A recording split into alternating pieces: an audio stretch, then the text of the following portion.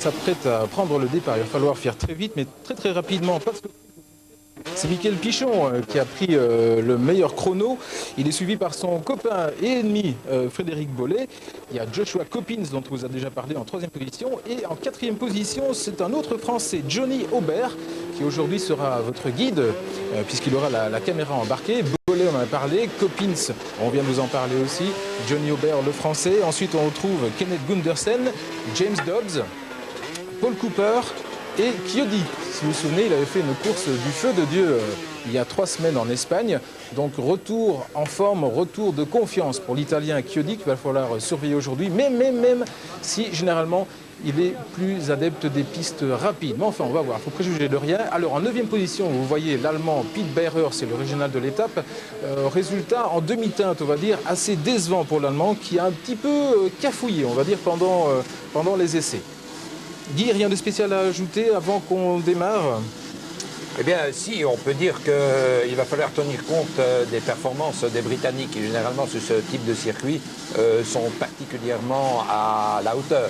Ils sont très friands debout, c'est très connu pour les Britanniques. Alors, je pointe notamment James Dobbs, numéro 64, et bien sûr Gordon Crockart, numéro 3. Ok, on sera attentif. Alors là, on va attendre que tout ceci se mette en route. On vous a parlé d'une difficulté particulière dans ce tracé, c'était les nombreux virages et une côte, endroit propice pour le dépassement. Attention, on est parti. On est parti. Un droit. Le premier droit, comme d'habitude. Ah, là, première chute, je me demande si c'est Pichon. C'est Pichon qui est dedans déjà. Alors attention, là, ça contrecarre tous les pronostics et tout ce qu'on vous a dit depuis 10 minutes. Voilà Pichon, numéro 1, qui est en train d'essayer de remettre un peu d'ordre. Alors que Bollé dans la chute aussi, c'est dans les premiers que ça s'est bousculé. Premier fait saillant et Pichon qui est furax. Le numéro 1 en jaune et bleu. Et il y a Damien Denil, le Belge. Alors on va revoir ça. Ça s'est passé sur la gauche de l'écran. Oui. Ils ont glissé dans la boue, oui, c'était à prévoir. Alors, le premier qui glisse, c'est difficile de voir pour l'instant. Et à mon avis, c'est Pete Beirer qui a pris la tête. C'est plutôt une bonne nouvelle pour les Allemands, puisque Beirer était en 9e position sur la grille. Attention, on va peut-être voir mieux ici ce qui s'est passé.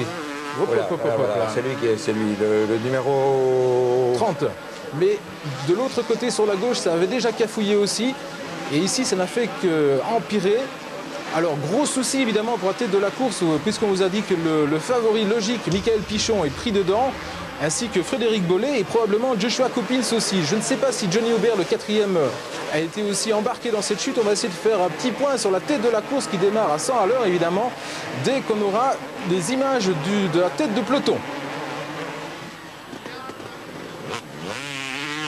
Et je pense que voilà la tête du peloton avec le numéro 64, James Dobbs. Voilà, vous parlez des Britanniques, en voici déjà en tête. Et vous parliez tout à l'heure de Pete Beirer, je crois qu'il est en 2e position pour l'instant, donc c'est lui qui fait la très bonne opération aussi, avec Dobbs évidemment. Normalement, Paul Cooper ne devrait pas être très loin. Et le numéro 6, Joshua Coppins, qui lui a pu échapper au petit cafouillage de départ. Ça commence pas très fort, évidemment. Ça commence très fort. Alors, ce qui va être intéressant, c'est de voir s'il n'y a pas de soucis mécaniques pour les Français, à savoir pour Pichon et pour Bollé. Coppins, lui, il est devant. Savoir, s'il n'y a pas de problème mécanique, 2, s'il n'y a pas de bobo physique, de pépins physiques, évidemment, on va être fixé dans les tours qui viennent. Pour l'instant, pas de plan dans les stands, en tout cas, là où les écuries. Voici justement Pichon, qui est couteau entre les dents. Je ne sais pas, pour l'instant, il n'a pas l'air de souffrir au point de vue mécanique ni physique. Ça a l'air d'aller, mais à mon avis, il doit être aux alentours de la, je ne sais pas, oui, ça, c'était 25e place probablement. Ça, c'était le problème de Pichon, à savoir si la mécanique n'avait pas été endommagée. En général, dans ce genre de chute, vous avez un guidon qui se plie ou bien un frein aussi, une pédale de frein qui se plie, le sélecteur aussi qui s'abîme. Apparemment, il n'y a rien là et Pichon peut entamer sa remontée. Et comme quoi, rien n'est jamais acquis. James Dobbs file en tête pour l'instant. Ça risque d'être passionnant. Hein. Normalement, on va avoir droit à une remontée en force des 2 Français, un peu à l'image de ce que Bollé nous avait fait il y a 15 jours en Espagne.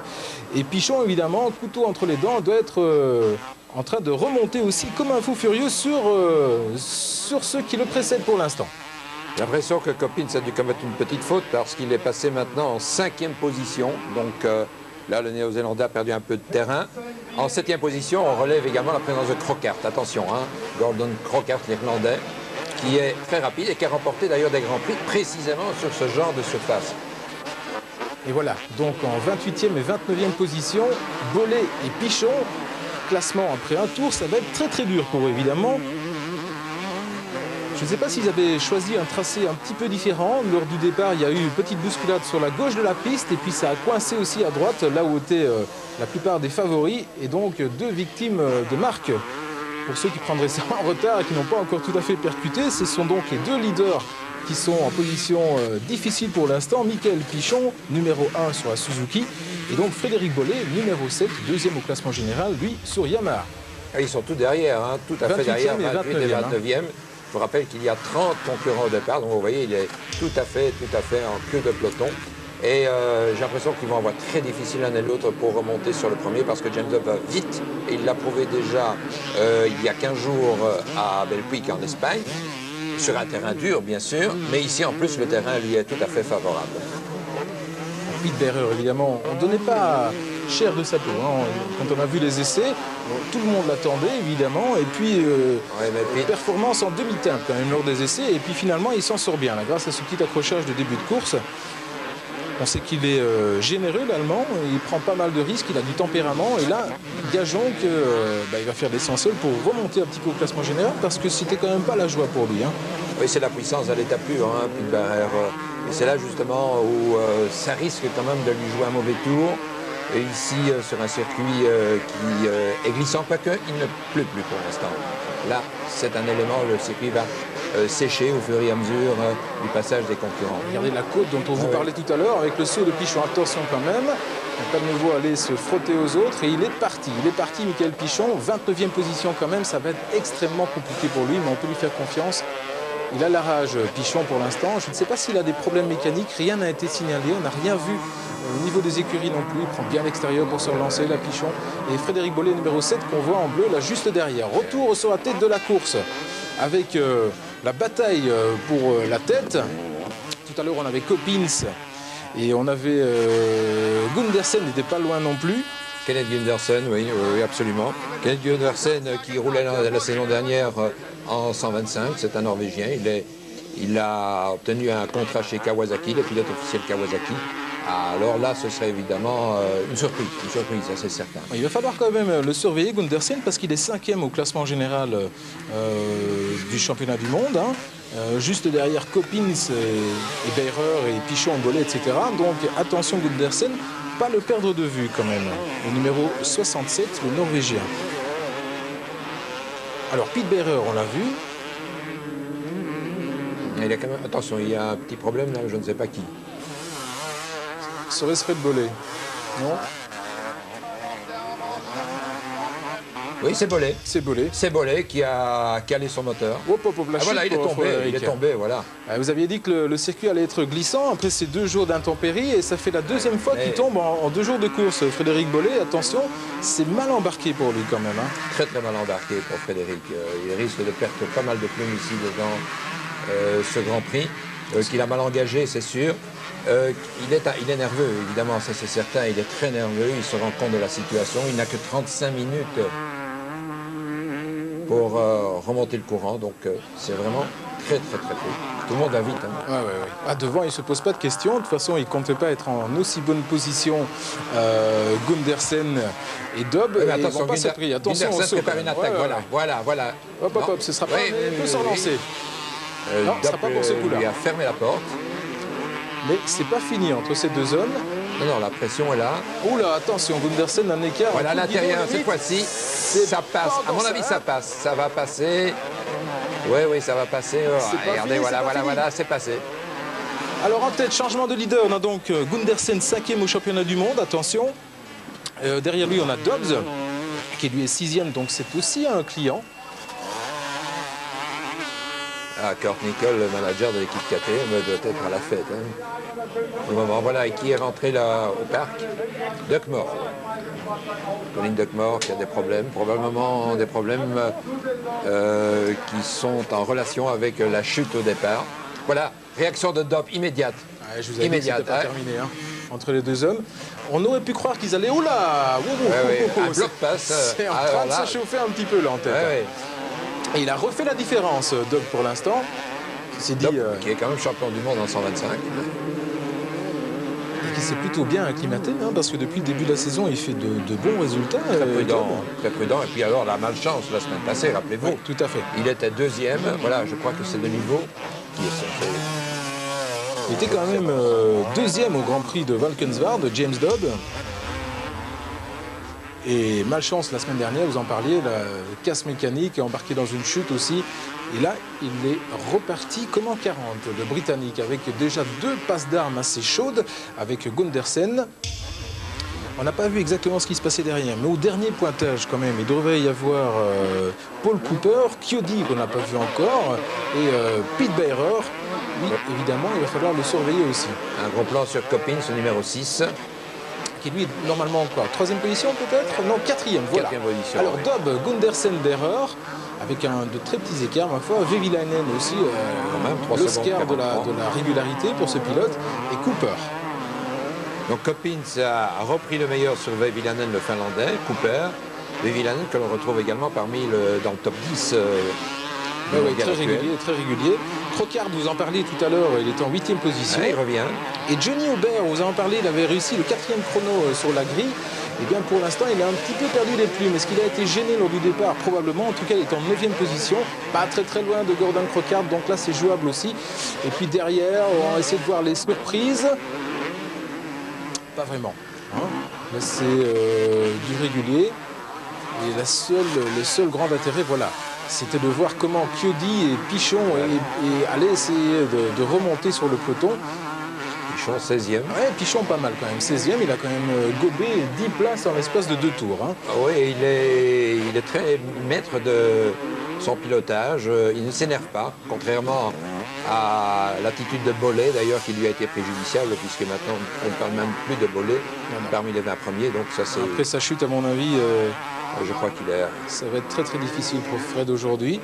Et alors, juste derrière Pichon, tout à l'heure, on avait Chiodi, qui ferait quand même bien d'essayer de prendre la roue du Français, hein, parce que c'est une sacrée locomotive. Oui, mais c'est pas son c'est terrain. sûr, mais c'est un bon pas point son peut-être. terrain. Mais c'est effectivement, il est plutôt adepte des pistes roulantes et Bien lavé. sèches. Et là, c'est pas tout à fait le cas. Mais enfin, s'il peut accrocher la locomotive Pichon, c'est pas mal. Si j'ai bien vu, on lui propose un panneau, il serait déjà en 14e position. C'est dire s'il est en train de faire le ménage. Attention, une nouvelle chute. Voilà justement la petite côte dont je vous parlais. Ouais. Donc là, il y a un appel. elle est, Oui, le pourcentage est quand même assez élevé. Il y a un appel, il y a une longue ligne droite qui précède cette côte. Il y a donc un appel qui se fait.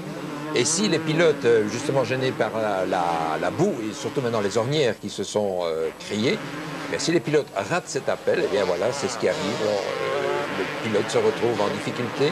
Ils arrivent en quoi, Guy? Ils arrivent en 4e dans cette côte? Oui, en 4e. Oui, alors évidemment, en rétrograde, la 3e. Est-ce que vous avez vu la manière dont Pichon est en train de remonter? Il a la rage Oui. au ventre. Moi, je le vois très bien terminer dans les 6-7 premiers. Donc il va sauver les meubles.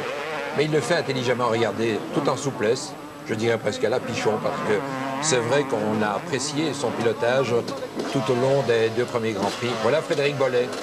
Eh bien, Voilà Frédéric qui est qu'il vraiment va en abandonner difficulté. ou pas? Oui, non, il repart. Il repart, mais... Ça, c'est Voilà. la chute de tout à l'heure. Hein. Non, c'est encore une autre chute, Serait-ce celle-là. une autre Ouais, encore? oui. Parce qu'il est tombé de la même manière, il est complètement désabusé. Oui, dans la côte ici. Il est tombé dans la côte, alors que tantôt il est tombé dans un virage. Non, il est plein de Donc boue. ça fait 3 chutes en un quart d'heure de course. Oui, et puis il a de la boue sur les gants, sur les poignets, et là évidemment il n'a plus le contrôle total de ça. Il est reparti quand même, hein, on le voit là pour l'instant, Fred Bollé. Il est reparti sans grand espoir quand même pour marquer des points dans cette course. Enfin, sait-on jamais, la semaine dernière, non, il y a 15 jours, on a vu une véritable hécatombe, hein, si vous vous souvenez, en fin de course comme ça, avec les pilotes de pointe qui étaient tombés un peu comme des mouches. Donc on ne sait jamais, Fred peut s'accrocher, mais il est très loin. On ne devrait pas en reparler beaucoup dans cette course. C'est loin d'être terminé parce qu'il faut quand même tenir compte d'un élément majeur, c'est la fatigue qui risque tout doucement de s'imprégner dans la musculature des concurrents. Et à ce moment-là, vous allez avoir un contrôle de plus en plus difficile de la part des pilotes sur une surface qui est quand même pas très roulante finalement, qui est très fouillante, très glissante. Ah, il y a des ornières qui sont formées, mais lorsqu'un pilote est mis sous pression, il est certain que c'est à ce moment-là que se commettent les fautes. Elle n'est pas évidente, hein, cette côte dont on parlait, parce que c'est vrai qu'il faut la prendre très très vite, mais après il y a un gauche qui est quand même assez serré, donc il faut user de la poignée de gaz avec intelligence là. Alors que Dobb, normalement, a fait le trou. On a vu qu'elle avait pris une petite centaine de mètres d'avance sur le pilote Kawa, un Gundersen en vert. Et là, l'Allemand Pete Berrer, qui est en troisième position, qui est en train d'essayer de prendre la roue de Gundersen, en tout cas de la retrouver. En tout cas, la réaction de Dobb est une réaction de pilote d'expérience. Il a quand même 30 ans aussi, James. L'année passée, il a dominé. Ouh là, Berrer a failli en prendre une, mais toujours dans son style, hein, en force. Évidemment, là, ça risque de jouer des tours. Hein. Il y va. Aucune retenue. Je parlais là de Dobb, de son expérience acquise surtout l'an dernier en 125. Et voilà, cette expérience, elle se manifeste encore maintenant avec un contrôle tout à fait parfait du pilote britannique dans cette difficulté. Je l'ai dit, les Britanniques, lorsque les circuits sont boueux, lorsque la pluie est venue perturber le profil du circuit, du terrain, et alors à ce moment-là, on retrouve les Britanniques au top niveau. Rocard va remonter aussi, vous allez voir. C'est un fin pronostiqueur quand même. C'est toute votre expérience. Non, pas un fin pronostiqueur. Si, moi j'insiste. Alors si on pouvait se refaire un petit point sur ce Grand Prix d'Europe, parce que c'est parti tellement vite qu'on n'a pas eu le temps de tout expliquer. Il s'agit donc du Grand Prix d'Europe. C'est la troisième manche du championnat du monde qui compte 12 Grands Prix. D'accord. Jusqu'à présent, domination totale des Français. Et ça se passe donc en Allemagne. Alors pourquoi en fait Grand Prix d'Europe alors qu'on roule en Allemagne? Vous pouvez nous expliquer brièvement? Tout simplement parce que deux Grands Prix d'Allemagne, ça faisait un peu désordre. Alors l'un des deux Grands Prix, on l'a fait en Belgique l'année passée aussi d'ailleurs, à Francorchamps. Francorchamps s'appelait le Grand Prix d'Europe, le Grand Prix de Belgique. Donc c'est naturel. C'est le seul pays qui cette année accueille deux Grands Prix. L'Allemagne ex-Allemagne de l'Est, comme vous l'avez dit tantôt. Et l'autre Grand Prix en Allemagne aura lieu à Geldorf. À Geldorf. D'accord. Paul Cooper à l'image. Les Britanniques, comme vous le disiez tout à l'heure, toujours à leur affaire, hein, dans ce genre de conditions un petit peu ingrates, on va dire quand même.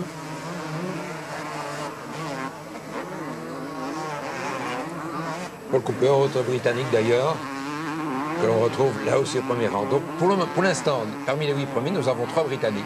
Donc ça confirme donc il y a Dobb, ce que j'ai dit. Voilà. Dobb, Gundersen, Berrer, Coppins, Villanet et Cooper. Donc nous en avons 3. 2 ici parmi les 6. Cooper à 15 secondes. On va essayer de reprendre les chronos. 17 pour McFarlane, ça n'a pas changé depuis le dernier crocard juste sur les talons de McFarlane. Aussi à 17 secondes. Johnny Aubert, il est toujours en 9e position. Il n'a pas beaucoup progressé, Johnny Aubert, et ça se stabilise. Et puis Kovalainen pour terminer le top 10. Et là, le trou est déjà plus important puisque Kovalainen est à 28 secondes.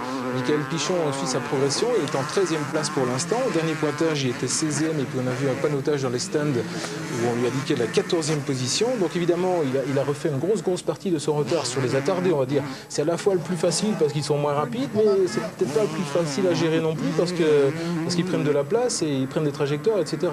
Des trajectoires quelque peu bizarres parfois, c'est vrai, et cela entraîne des chutes. Enfin, il faut dire que Bollé, lui, est tombé à 2, voire même 3 reprises, on n'a pas tout vu, mais on l'a vu en tout cas chuter, 3 fois puisqu'il est tombé au départ aussi.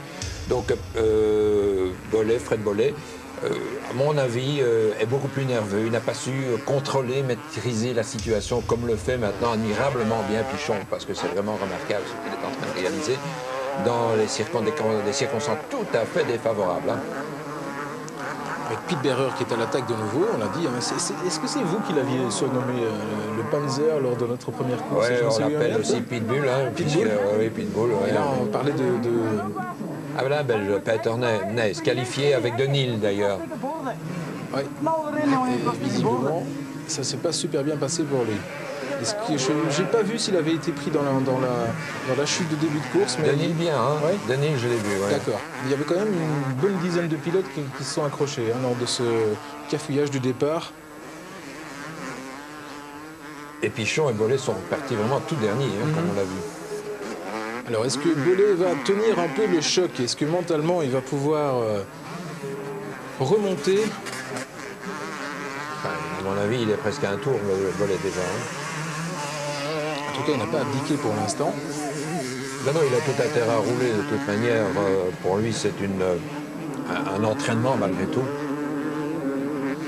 Parce que pour acquérir un rythme en Grand Prix, c'est très important. Parce que lors des essais, des entraînements, ce rythme, vous ne l'avez pas acquis, vous ne l'obtenez pas. Donc ici, il est certain que Fred Bollé a tout intérêt à poursuivre la course, même dans des conditions très pénibles pour lui. Oui, quand même à l'attaque, notre ami Pichon. McFarlane. C'est affolant, ça. Il était quoi? Il était 13e tout à l'heure, 12e maintenant.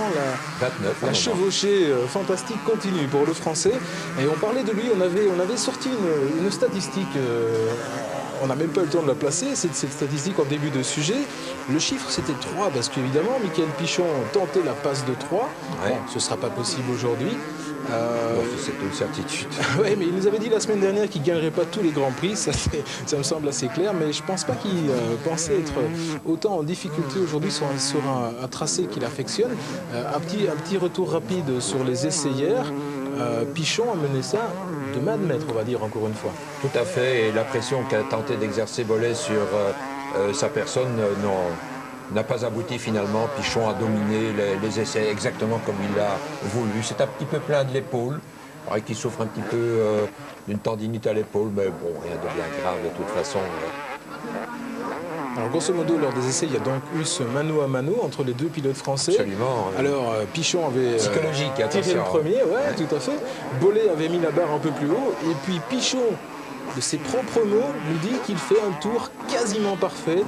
Et de nouveau, un gros coup de massue sur la tête de tous ses concurrents, hein, puisqu'il était, je pense, qu'est-ce qu'il avait comme, il avait quand même 2 bons dixièmes d'avance sur ses plus proches poursuivants lors des essais.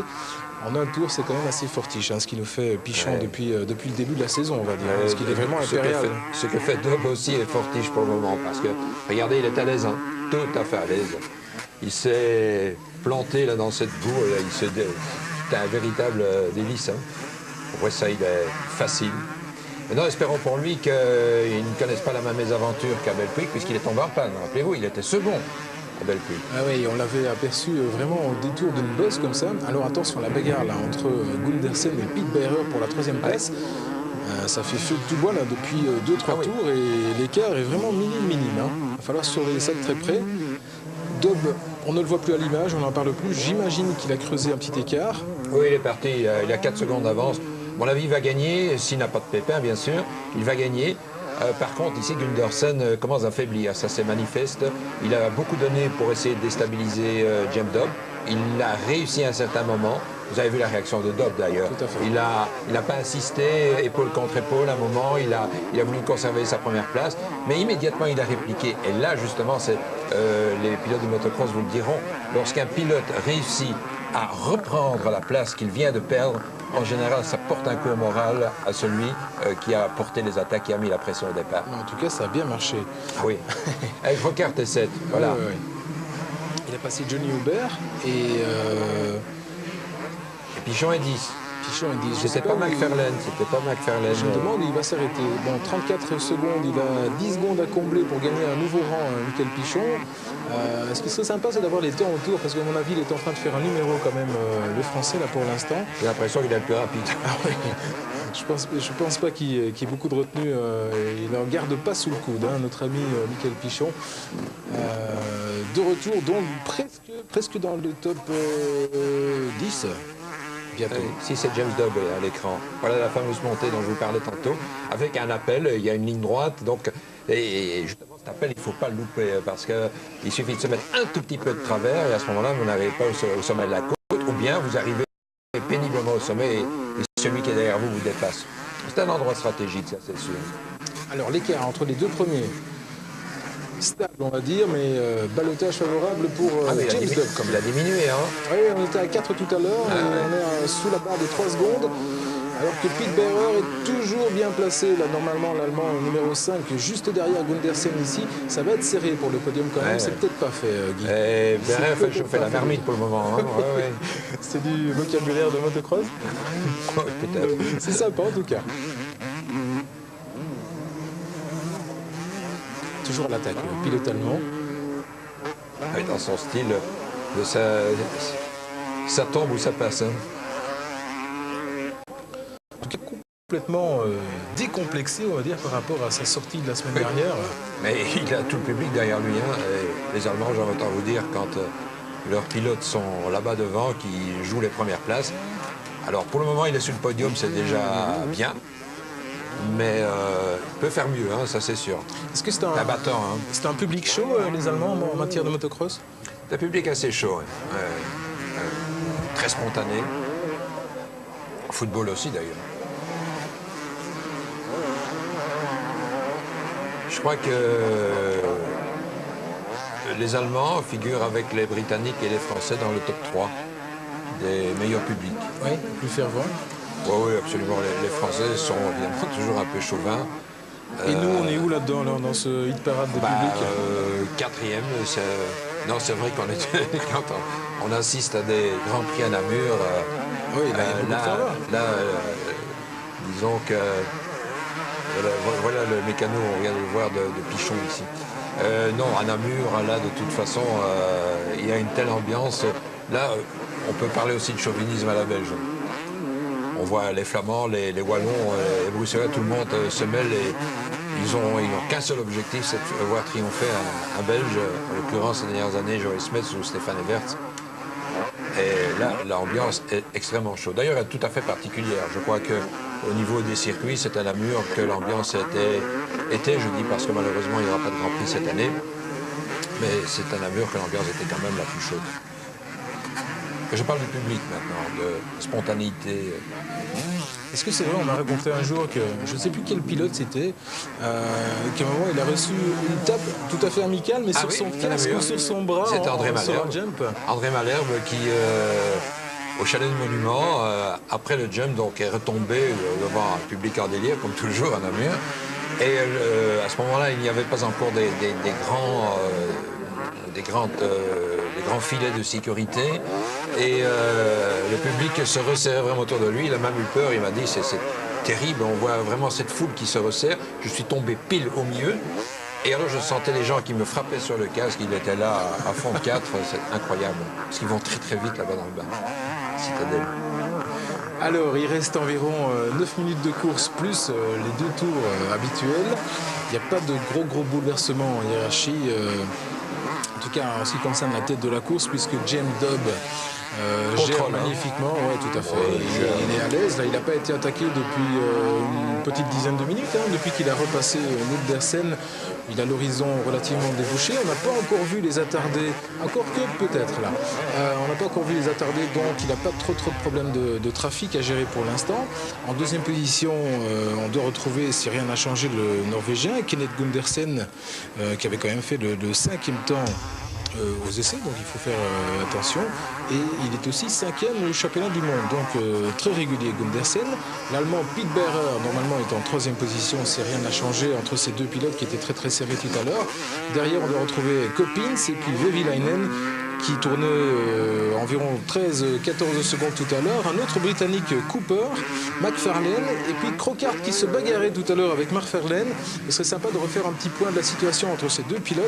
Et puis on retrouvait Johnny Aubert et je ne sais pas où est Michael Pichon. On ne l'a plus vu depuis quelques minutes maintenant, mais gâchons qu'il est certainement pas loin du top 10. À il va revenir facilement dans le top 10.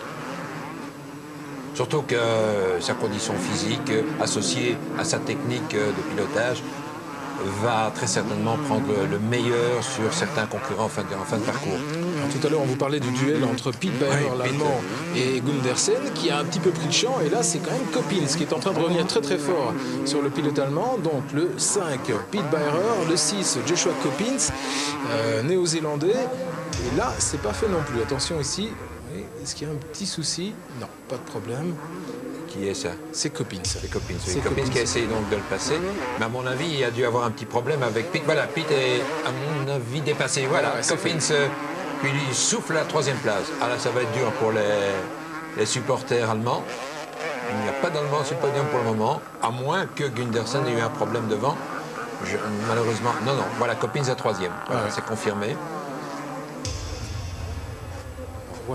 Non, mais à mon avis, Pitt a dû tomber là tantôt. On l'a pas vu. On l'a pas vu. Il s'est un petit peu embarqué dans le large, là, dans l'ornière.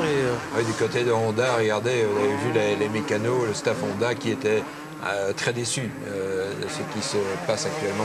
À mon avis, Pitt, toujours très généreux, ouvrant en grand les gars, s'est retrouvé en difficulté en tentant de dépasser Gundersen. Il a été un peu optimiste sur ce saut tout à l'heure.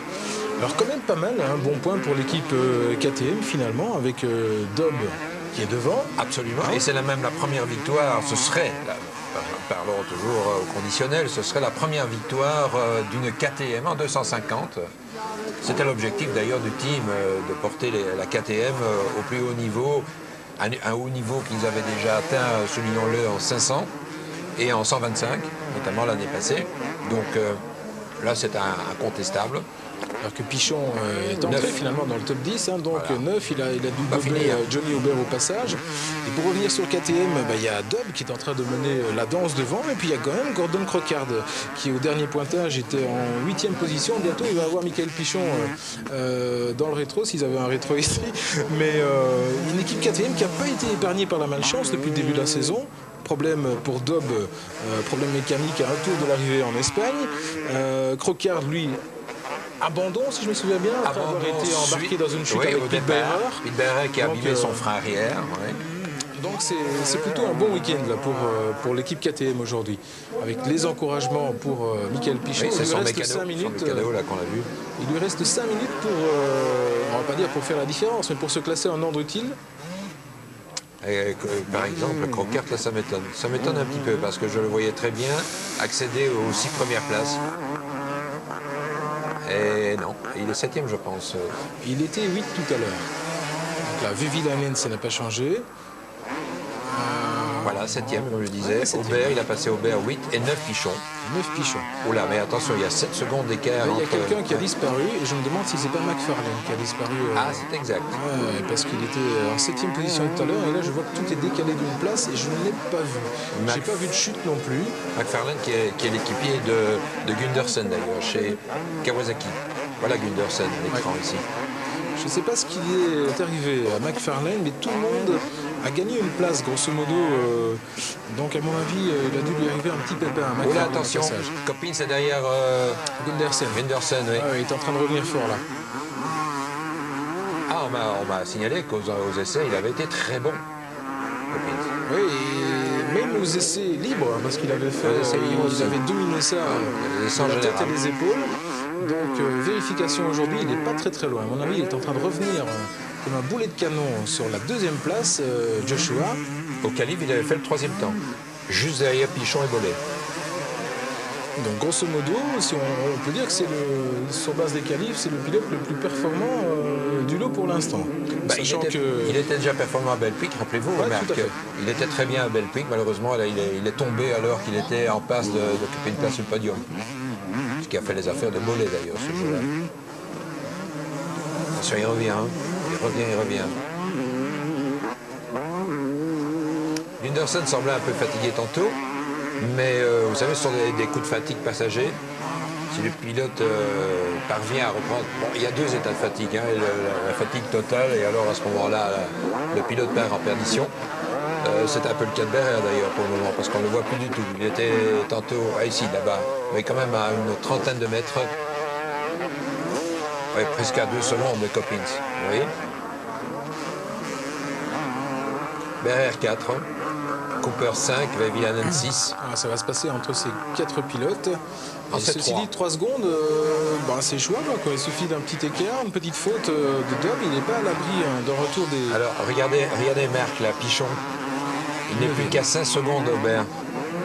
Et il nous reste... on nous dit quoi, dans la 7e position 8e, 7e, 8e d'ici la fin de la course 8e et peut-être même 7e, je ne sais pas. Crockard, il faut voir comment il m'étonne Crockard, parce que je pensais qu'il allait être meilleur. Il avait été meilleur l'an dernier sur ce type de circuit. Il avait remporté d'ailleurs plusieurs victoires, pas l'an dernier, mais l'année précédente, l'année passée aussi, il avait gagné. Il avait gagné à Gaines, si mes souvenirs sont bons. Petit attardé là, qui est en train de se demander ce qui lui tombe sur le dos. Là, il n'y a pas de problème. Ah, il n'a pas de rétroviseur, le mec. Non, mais on plaisante, bien entendu. Voilà, volée. Il est toujours dans la course, Fred. Oui. On n'a pas vu dans les classements, donc à mon avis, il navigue aux alentours de peut-être de la 20e place, quelque chose comme ça. Mais bon. Au fond, c'est pas bête. Hein. Évidemment, il fait du show, là. Bon, bah, c'est toujours quoi? On va dire que pour lui, c'est de l'entraînement engrangé en plus. Oui, mais peut-être, il faut voir. Voilà, Michele, non, c'est pas Michele, c'est son frère Rinaldi qui suit sa course de très près à Fred Volley. Peut-être, on ne connaît pas les classements justement aux environs de la 20e place. Vous ne voyez pas que ce sont les 20 premiers qui marquent des points. Donc, avec un peu de chance, avec les abandons, il y en a déjà eu quelques-uns, avec des pilotes qui sont en réelle difficulté, je vois très bien quand même notre ami Fred, enfin je dis notre ami Fred revenir parmi les 20 et marquer quand même quelques points. Attention, c'est important, il ne faut pas négliger. Les pilotes le savent bien. Mais ceci dit quand même, on sait que ça fait que la saison fait 12 Grands Prix. 12 Grands Prix, ça se termine en 7 ans. Il va falloir être, le mot-clé, ça a été la régularité. Bon, on peut louper un Grand Prix, deux, mais après ça commence à devenir tangent. Donc là, il y a 15 jours en Espagne, Fred a déjà joué, je vais dire, un demi-joker, hein, parce qu'une course en demi-teinte a pris une chute. Aujourd'hui, c'est son deuxième joker.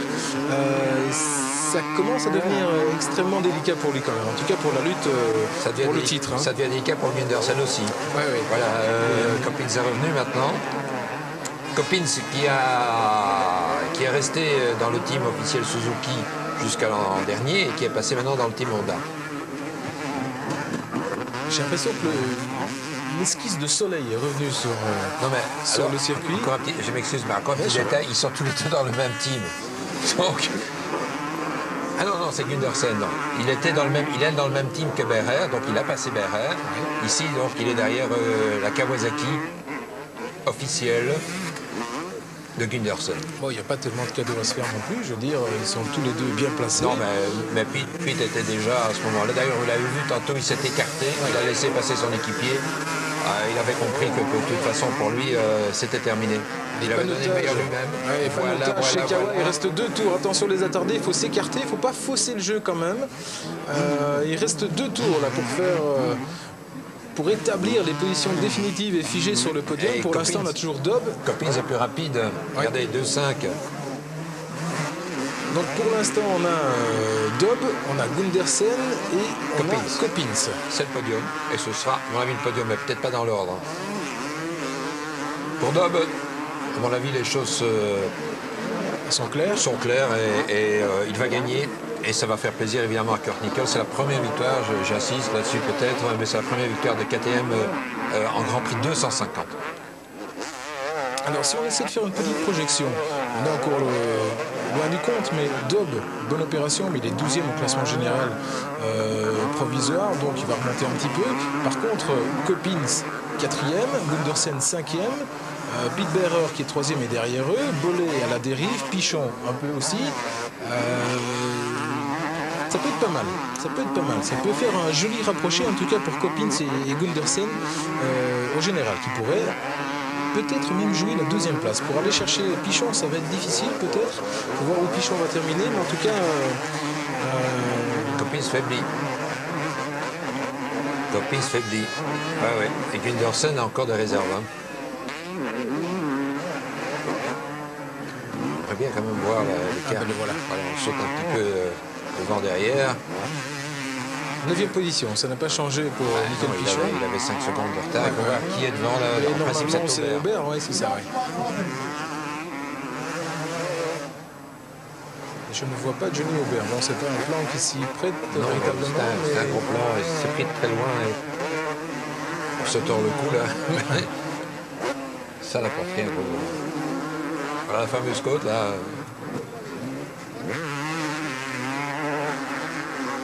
Les têtes de la course de nouveau.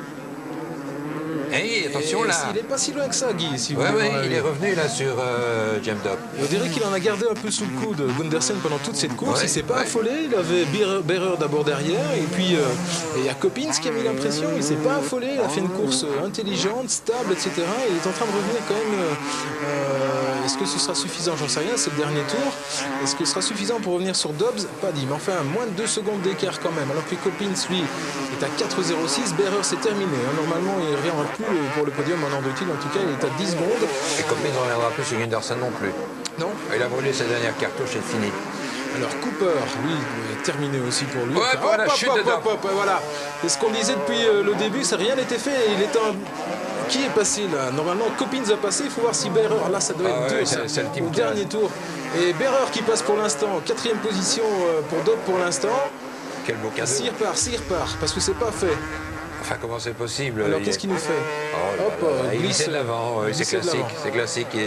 Il est allé dans l'ornière, mais un manque de maîtrise. Peut-être déjà la fatigue aussi. Alors intéressant de savoir à quelle position il a pu repartir James Dobb. En tout cas, quelle faute de concentration au dernier Total, tour. C'est total. dur ça quand même. Alors Gundersen, bah oui, il est passé devant, on l'a vu.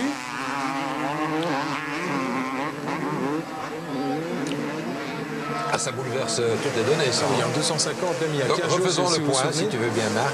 D'accord, alors moi je vois Gundersen devant, et puis je vois Coppins en 2e position.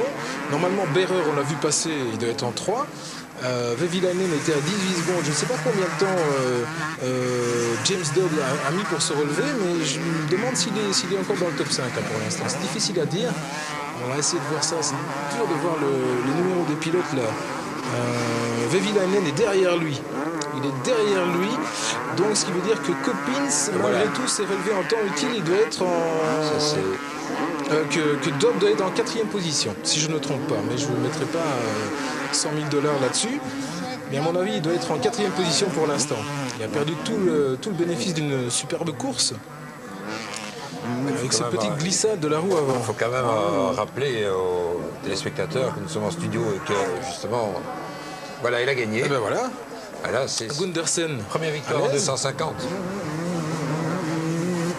Première victoire en 250. Ah, il est heureux, évidemment. 2e succès de Kawasaki, puisqu'il faut associer le succès de Macchio il y a 15 jours à Ouais. Belpuig, en 125. Voilà, Gundersen, Coppins, Berrer, Berrer. ouais, Dobb, on l'avait dit en 4e. Ouais, Tout juste avec Vehviläinen et Cooper, ils étaient juste derrière. Vous voyez quand même les Britanniques, 4e, 6e. Mais Dobb a laissé échapper une occasion extraordinaire là. Ah oui, il est passé à côté Là. d'un grand coup aujourd'hui. Ah oui, oui. Et Ouais, Pichon ouais. vient d'arriver. Ce serait intéressant de voir qu'est-ce qu'il nous fait, 3, 4, Pichon. 7. Et il a passé Johnny Aubert. Hein. Donc Pichon termine en 8e position. Et le tour d'honneur. Bien, belle course hein, de Gundersen. Vraiment égal à lui-même. Il ne s'est jamais affolé malgré les poursuivants. Très prudent, en même temps à l'attaque. Et régulier jusqu'au dernier tour. Eh bien, ça nous fait un beau plateau. À chaque fois, ce qui est sympa, c'est que ça se bagarre sérieusement derrière Pichon. Et aujourd'hui, ça a bien bougé quand même. Chiodi en 10e position, on l'avait dit, elle n'est pas à l'aise sur ce terrain-là, il est à peu près à 1 minute. McFarlane, vous l'avez dit tout à l'heure, Guy l'avait disparu, il termine à 58 secondes. McFarlane en 11e position. Il a dû avoir un pépin, on ne l'a jamais vu. Kovalainen, lui, reste, il était à 28 secondes après, il a perdu un petit peu pied. Et voici notre ami Frédéric Bollet qui arrive. Voilà. Je ne sais pas à quelle position. On l'a vu dans les 20 quand même. Dans les 20 Ça doit être dur pour Fred Bollet.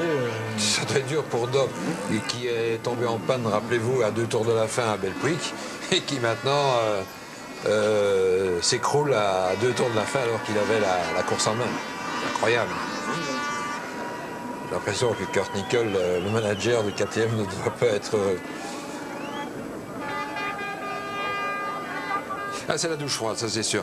On pourrait encore ajouter que Gaudry, qui avait marqué 2 points, notre compatriote Gaudry qui avait marqué 2 points, n'a malheureusement pas été qualifié pour disputer le Grand Prix, de même que Manuel Prim, Les deux qualifiés étaient Neis et Damien Denil. Denil qui a été donc mêlé à la chute que nous avons vue au départ de cette manche. Voilà.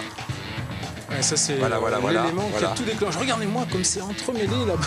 Il n'a pas pris de gants pour repousser la hauteur de Nunn.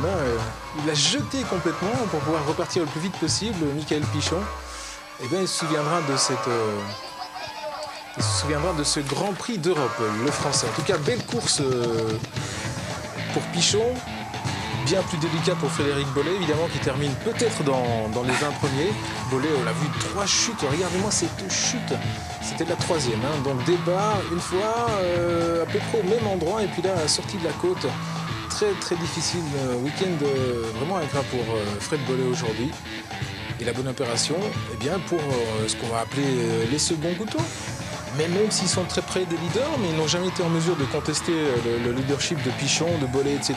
Ouais, ils sont en 4-5, en embuscade comme ça, et c'était un bon week-end pour eux finalement aujourd'hui. Marc, on voit très bien maintenant, ici dans le ralenti, la difficulté du circuit des Ornières, qui est de plus en plus profonde, qui se forme sur la piste. Et puis alors, c'est cette boue qui est à fleur sur le sol et qui rend précisément le pilotage extrêmement délicat. Libéré, évidemment, n'était pas son affaire, mais coup de chapeau pour Pichon, en tout cas, qui sauve la situation. L'essentiel, il ne pourrait pas faire mieux. Mais c'est la relance totalement le championnat du monde, c'est bien. C'est sympa parce qu'ils nous font un beau rapproché, comme on disait tout à l'heure, Gundersen, Dobbs et les autres. Voilà.